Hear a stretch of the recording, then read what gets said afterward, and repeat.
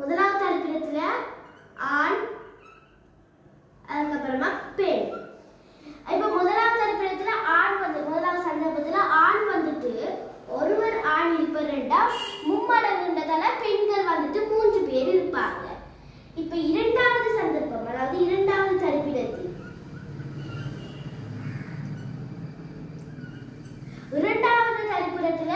ஆண்கள் வந்துட்டு 10 பேர் ஏறியது பண்ணதுனால 10 சக 1 10 பேர் ஏறியண்டா 11 பேர் இருப்பாங்க.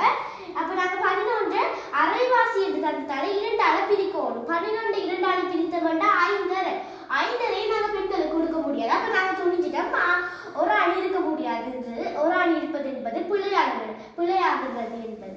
இப்போது அடுத்ததாக நாங்க அடுத்த முதலாவது தரிப்பிடத்துல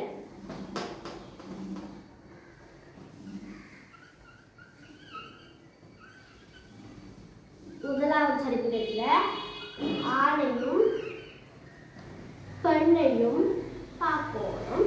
முதலாவது தரிப்பிடத்துல நாங்க கண்டோம் ஒரு ஆண் இருக்கிறது தவறு கண்டோம். அப்ப நாங்க 2 ஆண்கள் இருப்பாங்கன்றதை பார்ப்போம். அப்ப முதலாவது தரிப்பிடத்துல 2 ஆண்கள் இருந்தாங்கன்னா மும்மடங்குன்றதால 6 பெண்கள் வந்துட்டு இருப்பாங்க. 2 ஆண்கள் 6 பெண்கள். இரண்டாவது தரிப்பிடத்துல